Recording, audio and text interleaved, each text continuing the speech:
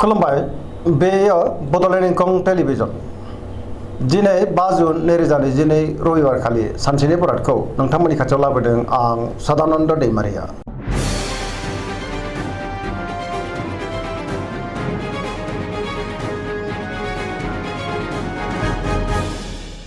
सिगां फरायनो लादों मेष राशि गिबि हांखो अ ल। दिनैनि साना जोबोद मोजां, बयजोंबो गोरोबनो रोंगोन, गोदान बोलो आरो मिजिं फैगोन। मावनो लानाय खामानिखौ थि समावनो आरो गोरलैयैनो मावफुंनोबो हागोन। गोसोखौ दिनै जोबोर गोजोननाय मोनगोन, देहायाबो मोजाङै थागोन। बहानिफ्रायबा मोजां खौरां फैनो हागौ। रांखावरियाव दिनै जोबोर मोजां होनजायो, गोबां धोन आरजिनो हागोन, आयाबो बांगोन। बेफार फालांगियाव मोजां मुलाम्फा मोनगोन, सोरबा लोगोनि हेफाजाबखौबो मोननो हागोन। बहाबा दावबायनो खाबुबो मोननो हागौ। न'खराव अननाय फैगोन, बिमा बिफानि बोर मोनगोन। गुबुननि गोसोखौ दिनै गोरलैयैनो बोनो हागोन, गोसोनि बोलोआ बांगोन। समाजाव दिनै गोबां मान मोनगोन, लाइमोनफोरा मोजां खौरां मोननो हागौ। गोसोआ दिनै जोबोर रमान्टिक जागोन, पजिटिभ एनार्जिनि गोहोमबो गोग्लैगोन।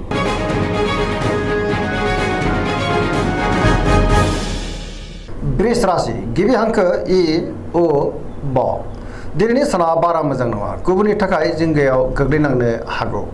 गोसोआव गोजोननायनि आंखाल फैनो हागौ, गोसोनि बोलोआ लोरबां जागोन। मावनो लानाय खामानिखौ मावफुंनो हागोन, गियाननि आंखाल फैनो हागौ। समाजाव मान मोनगोन, रांखावरियाव मोजां, बेफार फालांगियाव मोजां होनजायो, आयाबो बांगोन। न'खराव बिसि फिसायनि गेजेराव अननाय फैगोन, देहाया मोजाङै थागोन। गुबुननि हेफाजाब मोननो गोब्राब जागोन। जायखि खामानि मावा मानो मोनफ्रोमबो खामानिखौनो गोब्राबै मावनांगोन। लोगोफोरनि अनसायनाय मोननो हागौ। गोसोनि साननायफ्रा नाथाय अब्लाबो देबोरनांगोन, नेगेटिभ एनार्जिनि गोहोमबो गोग्लैनो हागौ।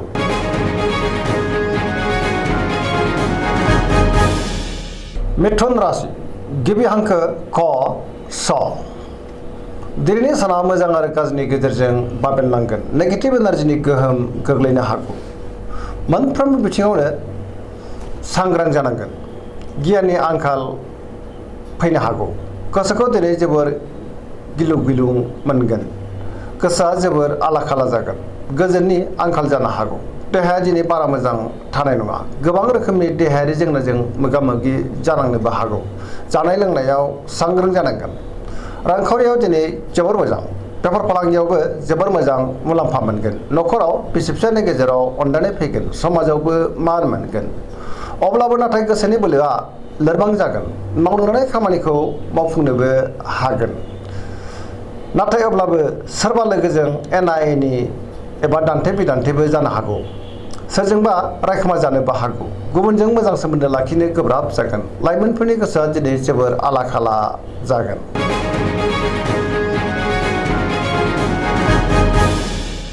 कर्कट राशि गिबि हांखो ड ह। दिनैनि साना बारा मोजां नङा, गोसोखौ जोबोर आला खाला मोनगोन। सोरबा लोगोजों रायखोमा जानोबो हागौ। गोसोनि साननायफ्रा देबारनांगोन, गोसोआव नेगेटिभ साननाय फैगोन। मावनो लानाय खामानिखौ थि समावनो मावफुंनो हागोन। रांखावरियाव मोजां, बेफार फालांगियावबो मोजां होनजायो। न'खराव अनलायनाय फैगोन, समाजाव लोगो लेवा बांगोन। देहाया बारा मोजां थानाय नङा, जानाय लोंनायाव सांग्रां जानांगोन। गोबां रोखोमनि देहायारि जेंनाजों मोगा मोगि जानांनोबो हागौ। गुबुननि हेफाजाबखौ मोननो हागोन। फरायसाफ्रा दिनै फरायनायाव गोसो दुंखांगोन आरो मोजां फिथाइ मोननोबो हागोन। गुबुनजों मोजां सोमोन्दो लाखिनो रोंगोन, नाथाय अब्लाबो नेगेटिभ एनार्जिनि गोहोमबो गोग्लैनो हागौ।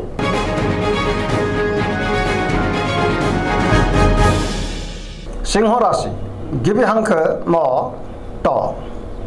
दिनैनि साना बारा मोजां नङा, गोसोआव नेगेटिभ साननाय फैगोन। मावनो लानाय खामानिखौ थि समावनो मावफुंनो गोब्राब जागोन। सोरबा लोगोनिफ्राय हेफाजाब लानांगोन, गोसोआव जिंगा बांनो हागौ। बहाबा दावबायहैनो एबा हान्थिनो खाबु मोनगोन। रांखावरियाव दिनै जोबोर मोजां, नाथाय अब्लाबो खरसायाबो बांगोन। मोननो गोनांखौ दिनै मोननो हागोन। बेफार फालांगियाव मोजां होनजायो। गोसोनि साननायखौ दिनै गुबुननो फोरमायनो हागोन। न'खराव एना एनि फैनो हागौ। गोसोआव दुखु मोननांनोबो हागौ। गुबुननि गोसोखौ बोनो गोब्राब जागोन। देहाया बारा मोजां थानाय नङा, देहायारि जेंनाजों मोगा मोगि जानांनो हागौ। बयजोंबो गोरोबनो रोङाबो जानो हागौ गोसोआ दिनै जोबोर आला खाला जागोन।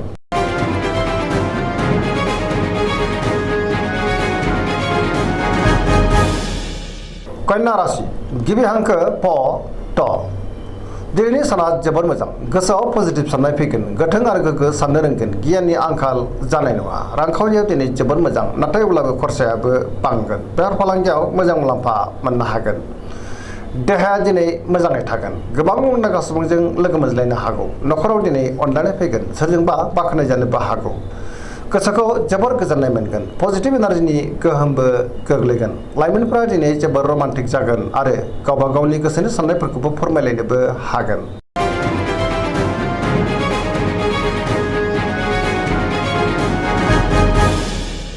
तुला राशि गिबि हांखो र ट दिनैनि साना जोबोर मोजां गोसोखौ दिनै जोबोर गोजोननाय मोनगोन गोबां रोखोमनि जेंनाखौ दिनै सुस्रांनो हागोन गोग्गो गियाननि आंखाल जानाय नङा गोसोनि बोलोआ बांगोन गुबुननि अनसायनाय मोनगोन गोसोनि साननायफ्रा दिनै मोगथाङाव जाफुंनो हागौ मावनो लानाय खामानिखौ थि समावनो मावफुंनो हागोन देहायाबो मोजाङै थागोन रांखावरियाव दिनै जोबोर मोजां मोननो गोनां धोनखौ मोननो हागोन न'खराव बिसि फिसानि गेजेराव अनलायनाय फैगोन बेफार फालांगियाव मोजां मुलाम्फा मोनगोन गुबुननि गोसोखौ गोरलैयैनो बोनोबो हागोन लोगोफोरनि हेफाजाब मोनगोन गोदान थांखि लानो रोंगोन सेंग्रा सिख्लाफोरनि गोसोआ दिनै जोबोर रमान्टिक जागोन आरो गावबा गावनि गोसोनि साननायखौ फोरमायलायनोबो हागोन पजिटिभ एनार्जिनि गोहोमबो गोग्लैगोन।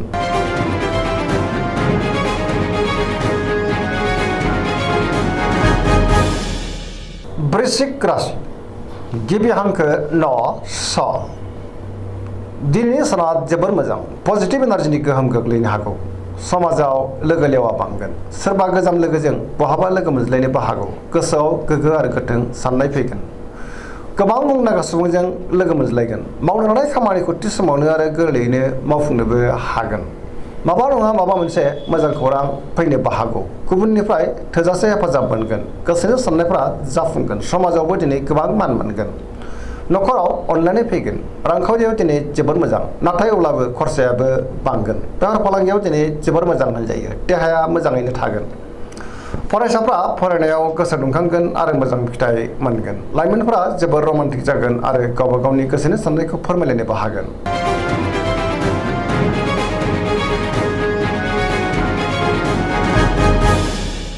धनु राशि गिबि हांखो ढ फ भ दिनैनि साना मोजां आरो गाज्रिनि गेजेरजों बाबेनलांगोन गोसोआव बोलो बांगोन नाथाय अब्लाबो मावनो लानाय खामानिखौ थि समावनो मावफुंनो गोब्राब जागोन माबा नङा माबा मोनसे हेंथा फैनो हागौ गोसोनि साननायफ्रा देबार नांगोन रांखावरियाव बारा मोजां नङा मोननो गोनांखौ दिनै मोननो गोब्राब जागोन बेफार फालांगियाव बारा मोजां नङा गोबां खहा जानांनोबो हागौ समाजाव मान मोनगोन बहाबा हान्थिब्ला लामा सामायाव सांग्रां जानांगोन देहाया मोजाङै थागोन अब्लाबो नाथाय जानाय लोंनायाव सांग्रां जानांगोन न'खराव एना एनि फैनोबो हागौ बिदा फंबायनि हेफाजाबखौ मोननो गोब्राब जागोन बहानिफ्रायबा गाज्रि खौरां फैनोबो हागौ लाइमोनफोरनि गोसोआ दिनै जोबोर आला खाला जागोन।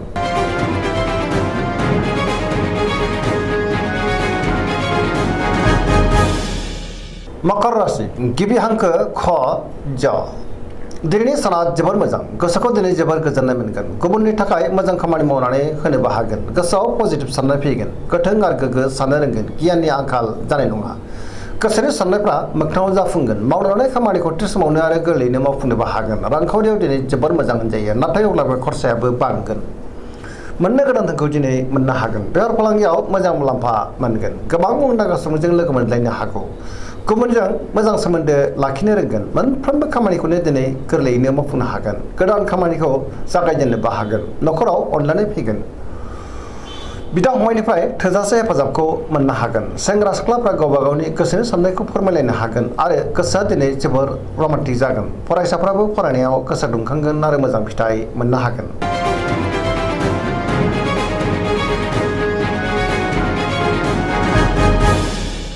कुम्भ राशि गिबि हांखो ग स दिनैनि साना बारा मोजां नङा गोसोखौ दिनै जोबोर उसुखुथु मोनगोन गोजोननि आंखाल जानोबो हागौ सोरजोंबा नांलाय खमलाय एबा एना एनिबो जानोबो हागौ मावनो लानाय खामानिखौ थि समाव मावफुंनो हागोन नाथाय अब्लाबो बहानिफ्रायबा गाज्रि खौरां फैनोबो हागौ समाजाव मान मोनगोन गोबां मुंदांखा सुबुंजों लोगो मोनज्लायनोबो हागौ। रांखावरियाव दिनै बारा मोजां नङा।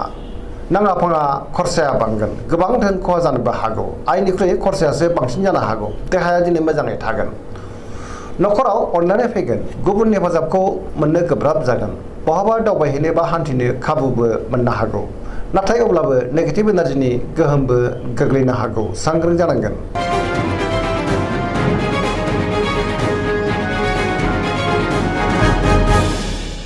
मीन राशि गिबि हांखो ड स। दिनैनि साना जोबोर मोजां। सुथुरखौ गोरलैयैनो फेजेननो हागोन। बयजोंबो गोरोबनो रोंगोन आरो अनजागोन। गुबुननि थाखाय गोबां मोजां खामानि मावनानै होनोबो हागोन। गोसोआव पजिटिभ साननाय फैगोन। गोथों आरो गोग्गो साननो रोंगोन। गोसोनि बोलोआ बांगोन। गावनि गोसोनि साननायखौ दिनै गुबुननो फोरमायनोबो हागोन। देहाया मोजाङै थागोन। रांखावरियाव दिनै जोबोर मोजां। बेफार फालांगियावबो जोबोर मोजां मुलाम्फा मोनगोन। न'खरावबो दिनै अनलायनाय फैगोन। सोरजोंबा बाख्नायजानोबो हागौ।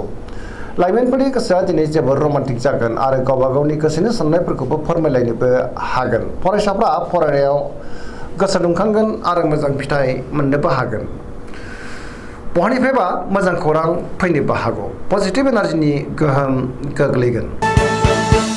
दिनैनि राशि फरायनाया एसेनोसै। जोबनायाव बेखौनो खावलायो जाहाथे नोंथांमोना सानफ्रामबो जोंनि बे बड'लेण्ड इंखं टेलिभिजनखौ नायबाय थायो आरो साबस्क्राइब खालामो, लोगोसे लाइक खालामो आरो शेयार खालामो। एसेनोसै। गोजोन्थों।